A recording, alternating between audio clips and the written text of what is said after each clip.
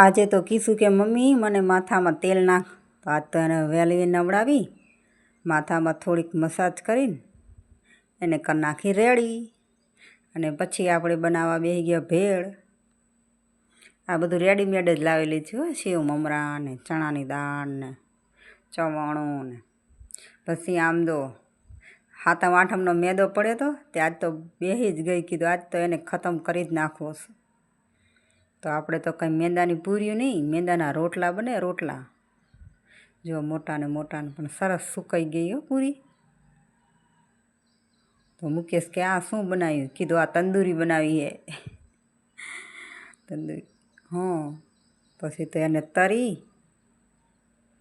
Test કરવાનો તો હજી બાકી જ છે ખાલી તરીને મૂકી દીધી, કારણ કે આપણે બીજું કામ હોય ને. અને ક્યારનું મસાલાનો ડબ્બો બગડી ગયો હતો, ત્યાં તો એને નવડાવી નાખ્યો. પછી પાછું ફરીથી ગોઠવી નાખ્યું. અને આ બાજુ જોયું તો એ ઘઉં લગભગ ને પીપળામાં કંઈક કરતા હતા. હા, પીપળું ખાલી કર્યું. કીધું કેમ? તો કે નીચે પાણી ભરાઈ ગયું છે.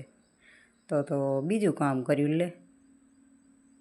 હવે પાણી તો છે નીચે થોડું થોડું.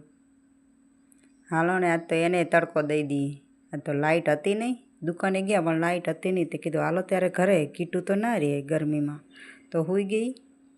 ઘરે આવીને અમે પણ સૂઈ જ ગયા. અને પછી તો આપણે ટેસ્ટ કરવાનો બાકી હતો ને, બેસી ગયા ટેસ્ટ કરવા. કીટું તો સૂઈ ગઈ હતી, હું એકલી જ હતી. તે કીધું થોડીક ટેસ્ટ કરીને પછી કીધું હવે બીજું કામ કરીએ. ત્યાં સુધી તો મગજમાં એક વિચાર હાલતો હતો. આજ તો કીધું બજારમાં જવું છે અને મુકેશનું ખીચું ખાલી કરાવવાનું હતું. તો પહોંચી ગઈશું આપણે બજારમાં. અને કીશું ક્યારે કે મમ્મી નીચે ગાયે ગંદુ કર્યું છે. કીધું સારું હાલ ને વારી લઈશું, અત્યારે નહીં. પછી તો મુકેશને ઓલાએ નીચે કીધું હાલો હાલો, અમે ક્યારના નીચે તૈયાર થઈને ઊભા. એ તો ધીમે ધીમે આવે. અને આપણે તો પહોંચી ગયા ખોડલ ફર્નિચર અને ઇલેક્ટ્રોનિક્સમાં.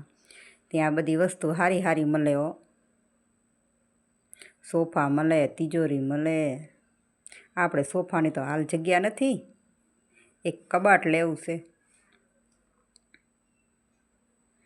ભાવમાં પણ વ્યાજબી જ હશે હો, સરસ હતું.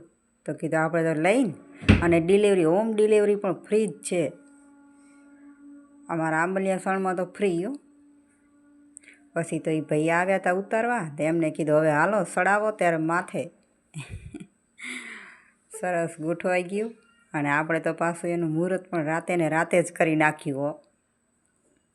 ક્યારને મારે બધા કપડાં તે સિટીમાં જ મૂકવા પડે. મારે તિજોરી છે પણ અમારે ત્યાં ઘરે છે, તો હવે ત્યાંથી લાવવી એના કરતાં અહીંથી નવી જ ન લઈ લઉં.